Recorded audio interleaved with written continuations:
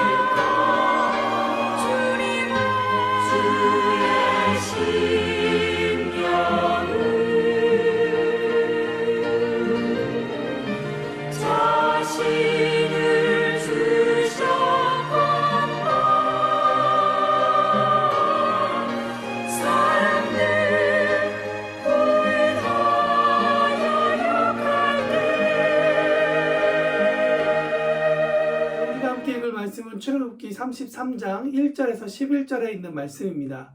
함께 말씀을 읽도록 하겠습니다. 여호와께서 모세에게 이르시되 너는 내가 애굽 땅에서 인도하여 낸 백성과 함께 여기를 떠나서 내가 아브라함과 이삭과 야곱에게 맹세하여 내 자손에게 주기로 한 그 땅으로 올라가라. 내가 사자를 너보다 앞서 보내어 가나안 사람과 아모리 사람과 헷 사람과 브리스 사람과 히위 사람과 여부스 사람을 쫓아내고 너희를 젖과 꿀이 흐르는 땅에 이르게 하려니와 나는 너희와 함께 올라가지 아니하리니 너희는 목이 곧은 백성인즉 내가 길에서 너희를 진멸할까 염려함이니라 하시니 백성이 주멈한 말씀을 듣고 슬퍼하여 한 사람도 자기의 몸을 단장하지 아니하니 여호와께서 모세에게 이르시기를 이스라엘 자손에게 이르라 너희는 목이 곧은 백성인즉 내가 한순간이라도 너희 가운데 이르면 너희를 진멸하리니 너희는 장신구를 떼어내라. 그리하면 내가 너희에게 어떻게 할 것인지 정하겠노라 하셨음이니라. 이스라엘 자손이 호렙산으로부터 그들의 장신구를 떼어내니라. 모세가 항상 장막을 취하여 진 밖에 쳐서 진과 멀리 떠나가게 하고 회막이라 이름하니 여호와를 앙모하는 자는 다 진 바깥 회막으로 나아가며 모세가 회막으로 나아갈 때에는 백성이 다 일어나 자기 장막문에 서서 모세가 회막에 들어가기까지 바라보며 모세가 회막에 들어갈 때 구름 기둥이 내려 회막문에 서며 여호와께서 모세와 말씀하시니 모든 백성이 회막문에 구름 기둥이 서 있는 것을 보고 다 일어나 각기 장막문에 서서 예배하며 사람이 자기의 친구와 얘기함 같이 여호와께서는 모세와 대면하여 말씀하시며 모세는 진으로 돌아오나 눈의 아들 젊은 수종자 여호수아는 회막을 떠나지 아니하니라. 아멘. 오늘 본문을 읽으면서 하나님의 마음 하나가 훅 하고 날라와 제 가슴에 와 찍힙니다. 하나님의 섭섭함이죠. 오늘 1절 말씀을 다시 한번 더 읽어보면 여호와께서 모세에게 이르시되 너는 내가 애굽 땅에서 인도하여 낸 백성과 함께 여기를 떠나서 내가 아브라함과 이삭과 야곱에게 맹세하여 내 자손에게 주기로 한 그 땅으로 올라가라고 말씀하고 있습니다. 사실 이 말씀은 출애굽기 6장 7절에 나와 있는 말씀과 비슷한데요. 7절에 이렇게 써 있습니다. 너희를 내 백성으로 삼고 나는 너희의 하나님이 되리니 나는 애굽 사람의 무거운 짐에서 너희를 빼낸 너희의 하나님 여호와인 줄 너희가 알지니라. 여러분 이 두 구절을 들어보시면서 어떤 차이점이 있는지 혹시 느끼셨습니까? 네, 하나님이 변하셨다라는 사실이죠. 출애굽기 전반엔 하나님께서는 자신을 이스라엘의 하나님이라고 소개하고 있습니다. 바로에게나 모세 그리고 모든 이스라엘에게도 그렇게 말씀하십니다. 본인은 그렇게 불리우신 것을 너무 자랑스러워하시고 기뻐하셨습니다. 그런데 오늘 본문의 33장 1절에는 하나님이 이렇게 말씀하십니다. 하나님의 백성이 아니라 내 백성, 그러니까 모세의 백성이라고 말씀하고 있다는 것이죠. 그렇게 된 이유, 지난 우리가 이틀 동안 묵상하며 하나님의 마음을 알아왔습니다. 조금씩 하나님께 불만을 갖고 거절하고 이제 좀 광야에서 살만하니 소위 컸다고 하나님을 손절하려는 모습이 이스라엘 가운데 등장하고 있다는 것이죠. 사실 이 사건은 우리처럼 이틀 정도, 3일 정도 지나간 그런 시간적 흐름이 아니라 그보다 더 많은 시간이 흘러간 사건입니다.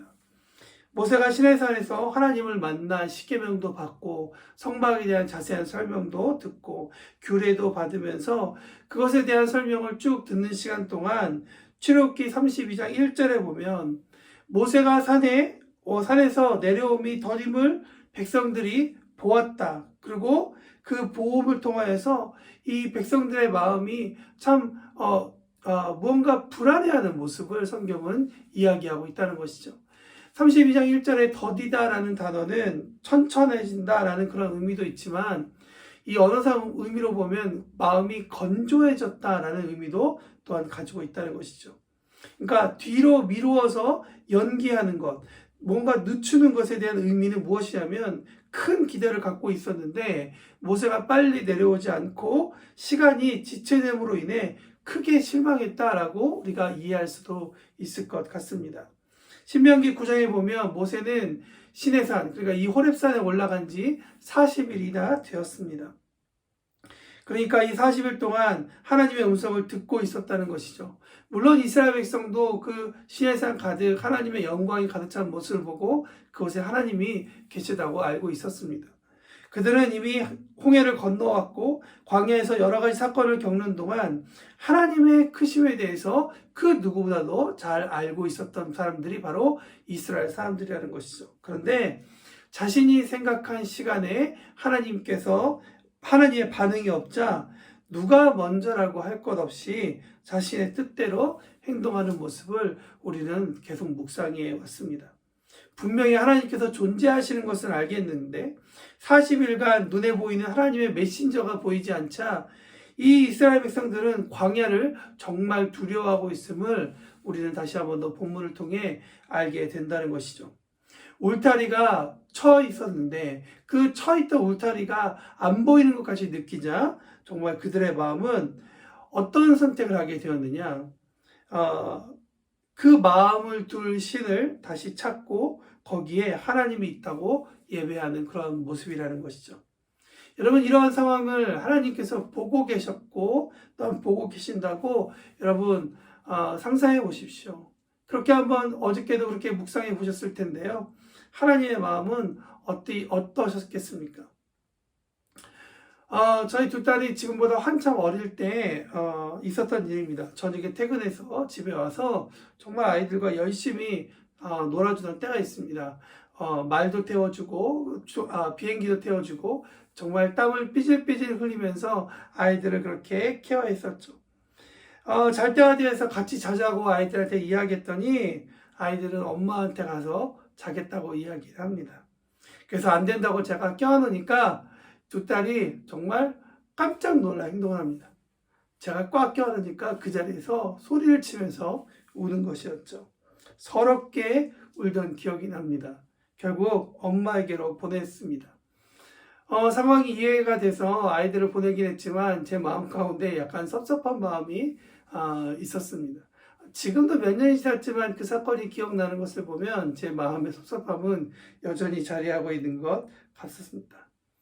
사람도 이러한데 하나님은 어떠시겠습니까? 물론 하나님은 우리 인간과 달리 더 넓은 마음으로 이해하시지만 이런 사건에 대한 하나님의 마음을 우리가 또 가늠해 볼 수 있다고 저는 생각해 봅니다. 오늘 말씀을 읽으면서 제 자신을 돌아보게 됩니다. 나는 하나님을 어느 정도로 생각하고 있지? 한번 오늘 말씀을 함께 나누는 이 말씀과 동행하는 하루에 나온 여러분들과 함께 이 질문을 나누고 싶습니다.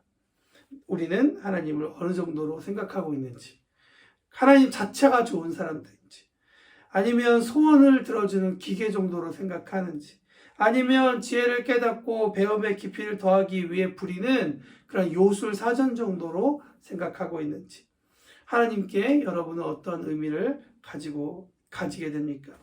진짜 하나님의 자녀라는 사실이 여러분들의 마음을 정말 프라우드하게 그러한 자존감을 높이고 여러분들의 그 프라우드를 가질 수 있도록 그렇게 만들어 줍니까? 그 어떤 모습이라도 좋습니다. 이 시간까지는. 하지만 지금부터는 우리가 저와 여러분이 한 가지 사실에 대해서 분명히 했으면 좋겠습니다. 그것은 나는 하나님의 백성으로서 그에 걸맞는 품격 있는 삶을 살겠다라고 다짐하는 것입니다. 품격 있는 삶이라는 거죠. 하나님께서 기뻐하시는 삶을 살기로 결정하는 저와 여러분이 되었으면 좋겠습니다. 그렇다면 하나님의 자녀로서 어떤 품격으로 살아야 될까? 오늘 하나님께서는 우리에게 말씀하고 계십니다. 하나님의 자녀로서의 품격은 어디로부터 시작해야 되냐면 장신구를 떼어내라고 말씀하고 있다는 것이죠. 장신구를 통해 우리가 생각해야 할 품격 두 가지가 있다고 저는 생각합니다. 첫 번째, 장신구를 떼는 일이 하나님께서 이스라엘을 위해 무언가를 하실 수 있도록 동기를 드리는 어떤 중요한 조건이 될 수 있을까라는 질문에서부터 시작이 됩니다. 여러분, 장신구를 녹여서 우상이 송아지를 만들었다는 것은 우리가 이미 묵상했습니다. 그런데 왜 그 사건이 하나님을 힘드시게 했을까요? 한번 이렇게 생각해 봤으면 좋겠습니다.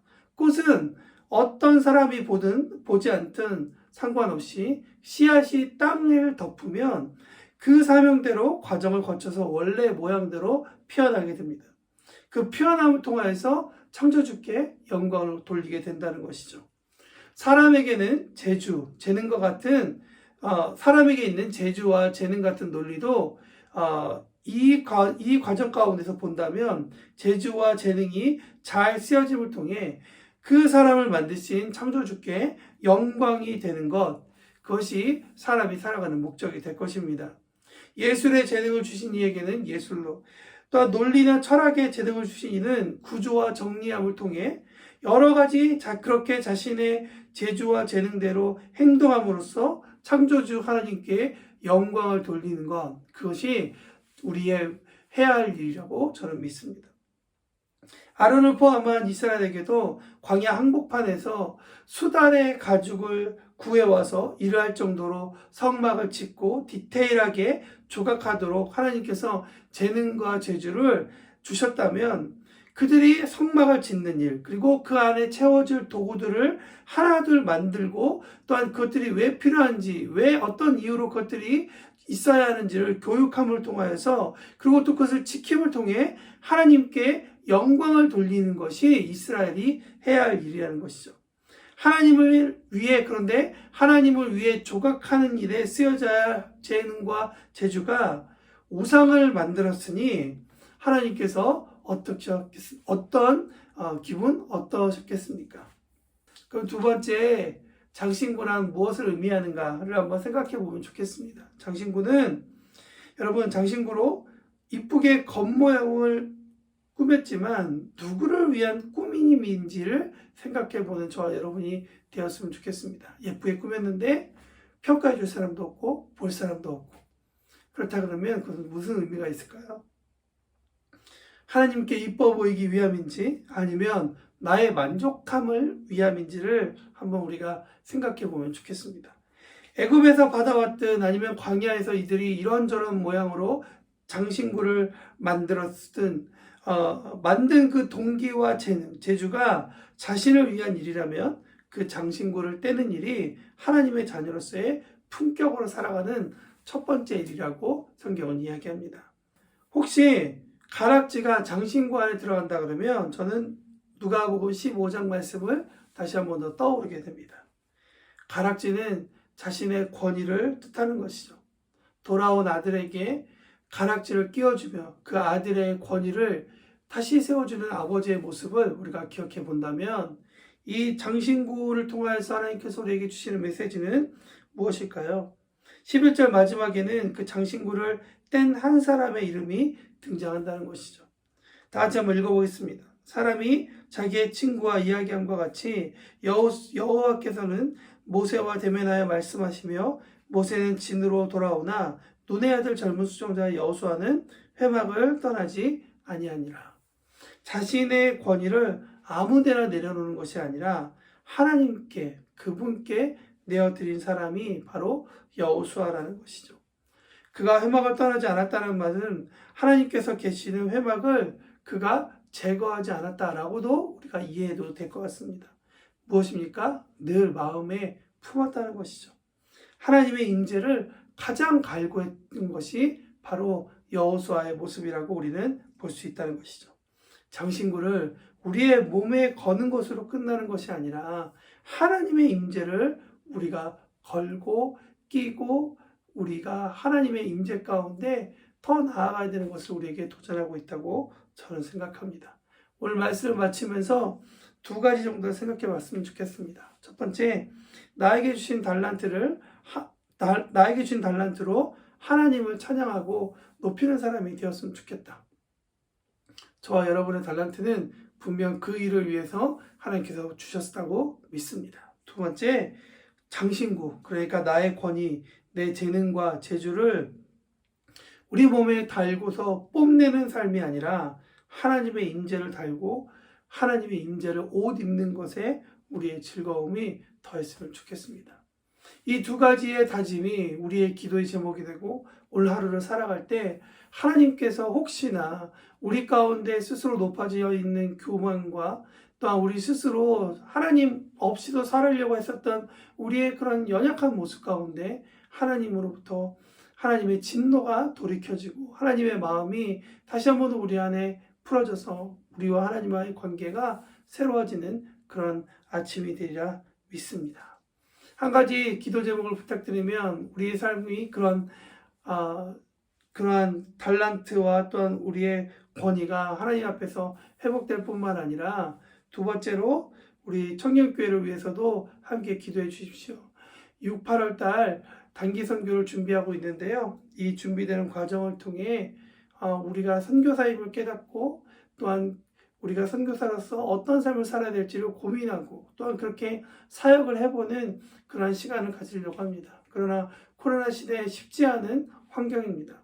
어려운 환경이지만 그래도 소금으로서 빛으로서 우리가 그 역할을 감당하는 일은 멈추지 않기를 원합니다. 여러분들 가장 지혜로운 방법으로 선교할 수 있도록 기도해 주셨으면 감사하겠습니다. 오늘도 말씀과 함께 힘차게 하루를 살아가며 승리하는 우리 모든 사람이 되었으면 좋겠습니다. 함께 기도의 자리로 나아가겠습니다.